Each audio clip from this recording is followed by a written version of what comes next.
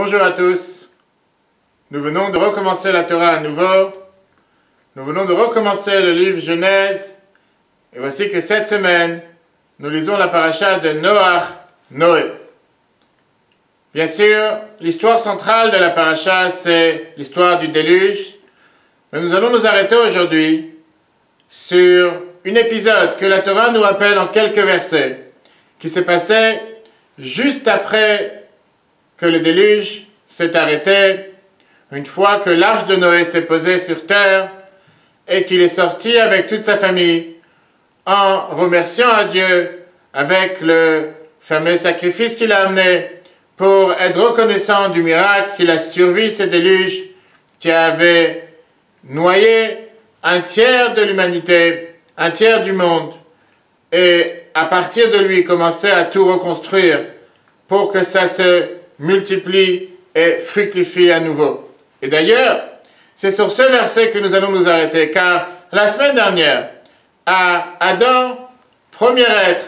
Dieu lui donne comme première mission sur terre de se multiplier et de se fructifier. En deux mots, d'avoir des enfants.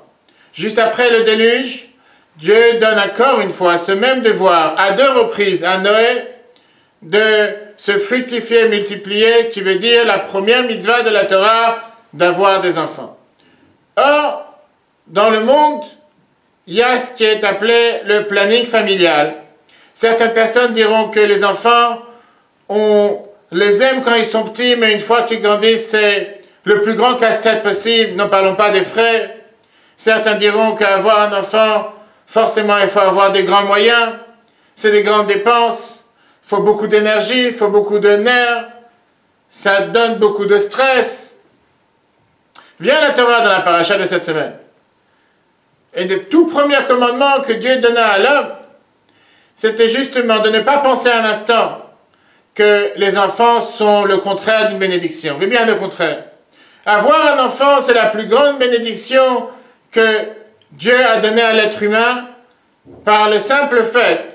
qui lui a donné cette force d'être un minima, si on peut dire, comme Dieu qui créa l'existant du néant. Cette force de reproduction qu'il y a dans l'humanité, particulièrement chez l'humain, et à plus forte raison dans le peuple juif, la Torah nous enseigne que ce n'est pas seulement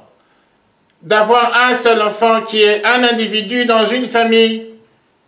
mais au contraire, ça amène une bénédiction pour tout le peuple juif. Dans une lettre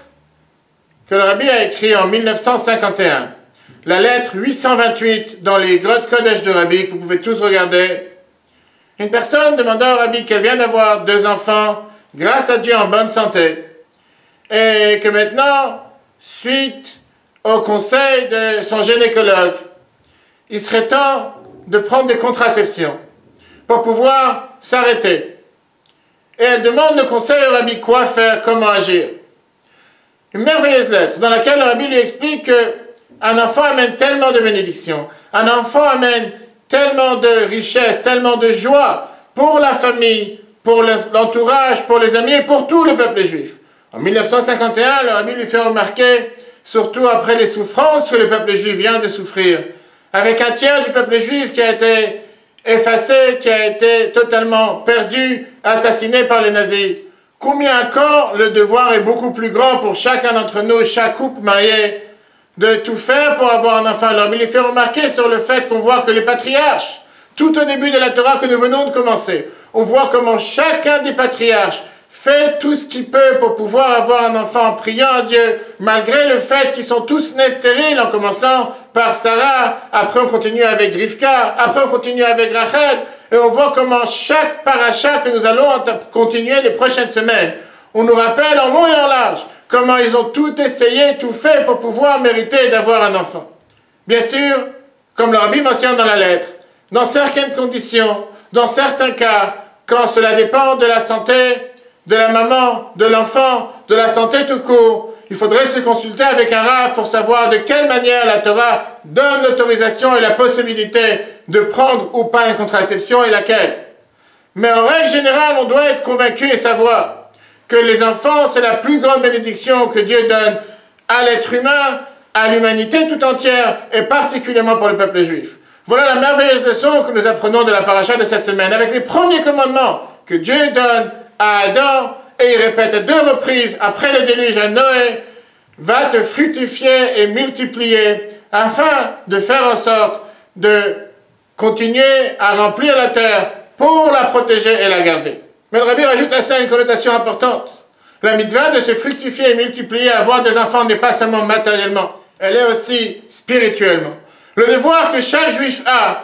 d'aller enseigner à un autre juif, d'aller enseigner à un autre frère ou sœur, d'aller apprendre, de faire en sorte de partager ses connaissances, de ne pas garder pour soi, mais de faire en sorte que si jamais j'ai la possibilité et la chance d'avoir appris une seule lettre, une seule mitzvah, de la partager avec un autre, avec ça, je remplis aussi cette mitzvah de fructifier et multiplier, de pouvoir faire en sorte qu'un autre juif va aussi connaître la joie, va aussi connaître la richesse de la Torah, la joie de la pratique des mitzvot, et à son tour l'enseigner à d'autres. Que Dieu fasse que tous ceux qui ont besoin de bénédictions pour avoir des enfants qui soient bénis avec des enfants, et que tous ceux qui ont des enfants qui soient bénis avec une protection, avec une satisfaction des enfants, qui continuent à grandir dans le chemin de la Torah et les mitzvot,